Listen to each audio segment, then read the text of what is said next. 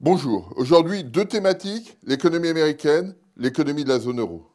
Sur l'économie américaine, on se focalisera sur l'indicateur ISM, cette grande enquête menée auprès des chefs d'entreprise, du secteur manufacturier, du secteur des services, et qui a une très bonne cohérence avec l'évolution du PIB, la mesure la plus large de l'activité. C'est l'intérêt des enquêtes, c'est cette cohérence avec le PIB. Alors regardons tout de suite la façon dont cette enquête a évolué. Ici, vous avez sur ce graphique l'évolution effective de l'ISM global, c'est-à-dire une mesure pondérée de l'ISM du secteur manufacturier et du secteur des services. La pondération, c'est le poids dans l'emploi de chacun des deux secteurs. Et on voit depuis plusieurs mois maintenant un indicateur qui s'infléchit.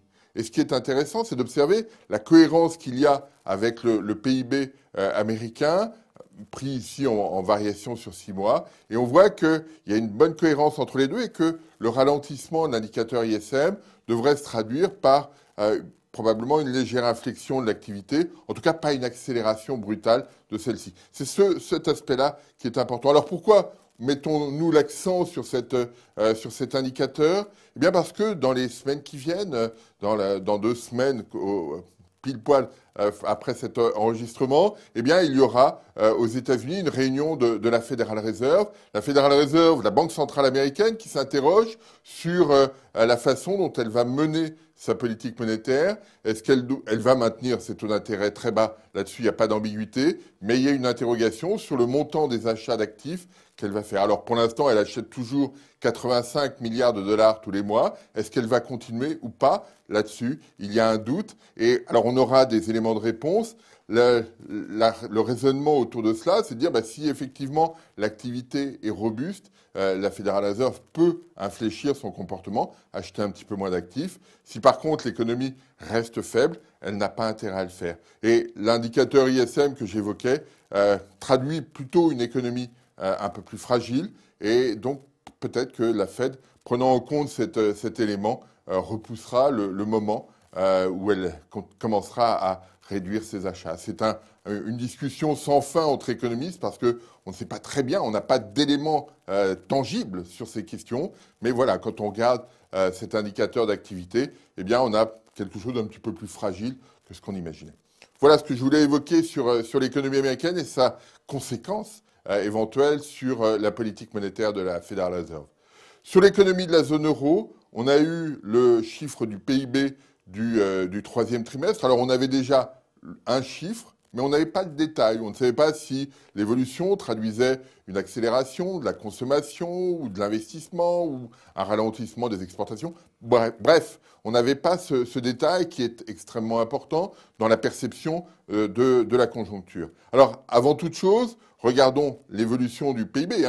PIB qui a progressé de 0,3% en taux annualisé au troisième trimestre. Regardons ce que ça donne quand on évolue, quand on aperçoit ce PIB en niveau. Vous l'avez ici sur ce graphique assez classique avec le PIB en niveau et puis une tendance que j'ai calculée jusqu'en 2008, que j'ai prolongée et qui montre bien l'écart qu'il y a entre la façon dont l'économie aurait progresser si elle avait suivi la tendance, si elle avait suivi la dynamique des premières années des années 2000, et puis ce qu'on a effectivement observé. Alors, on a la rupture de 2008, la reprise, et puis on voit que depuis 2011, l'activité de la zone euro, malgré le chiffre très positif du deuxième et un petit peu moins positif, mais positif quand même du troisième, eh bien, on a le sentiment d'une stagnation de l'activité au sein de la zone euro. Donc ça, c'est un premier élément. Le deuxième élément porte sur qui contribue à quoi. Alors vous l'avez ici sur ce graphique. On va regarder la dernière colonne principalement,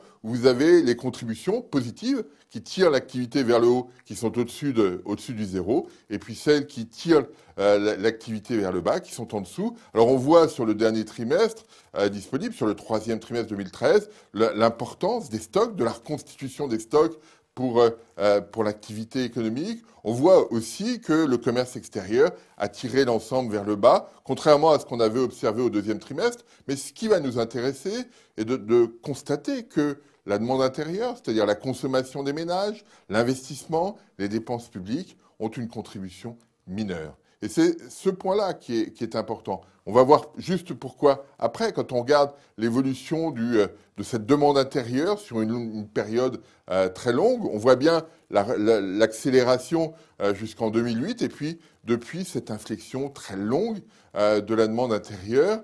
Et on constate qu'aujourd'hui, elle est toujours très faible à la fin du troisième trimestre 2013. Alors, dans cet environnement, comment réfléchir à l'activité, comment réfléchir à l'environnement? Eh bien, si on a effectivement une demande intérieure, consommation, investissement, dépenses publiques, qui est aussi fragile, ça crée forcément un petit peu de désordre, parce qu'on ne sait pas très bien, on est un peu en perte de repères. Hein, les entreprises n'observent pas une demande très forte, donc elles n'ont pas envie d'investir, etc. Donc on a un mécanisme qui s'auto-entretient à la baisse. Et toute la question de politique économique qui est posée, de savoir comment on peut créer une impulsion extérieure, comment on peut créer un choc externe pour inverser cette situation. C'est ça l'objectif de la politique économique, c'est de trouver le bon instrument qui permettra d'infléchir la situation. Alors, les Espagnols, on avait déjà évoqué cette question, on suit un peu cette logique en baissant au maximum les coûts de production pour être un peu plus compétitive. Mais c'est compliqué à faire pour l'ensemble de la zone euro. Et d'où l'intérêt des propositions qui ont été faites, notamment par Jens Asmussen, ou Jörg Asmussen, pardon, ou Peter Pratt, tous les deux membres de la Banque Centrale Européenne, de dire il serait peut-être intéressant de créer une incitation à ne plus détenir d'euros avec un taux de facilité de dépôt négatif. Ça peut avoir un effet positif sur l'activité en baissant l'euro, en améliorant sa compétitivité.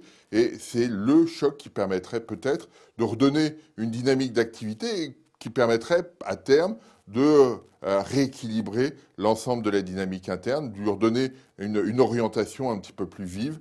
C'est ça l'objectif de la politique monétaire. Alors je ne sais pas si la Banque Centrale Européenne va aller dans ce sens-là, mais c'est ce type de réflexion qu'on doit avoir. L'économie interne en zone euro, qu'on soit en Italie, en Espagne, en France, a du mal à retrouver une allure cohérente. Il faut créer une dynamique d'activité, et cette dynamique, elle ne peut provenir que de l'extérieur spontanément. Et donc il faut mettre en place les conditions pour dynamiser l'économie globale. Et peut-être qu'en essayant de déprécier l'euro, on peut aller dans ce sens-là. Je vous remercie.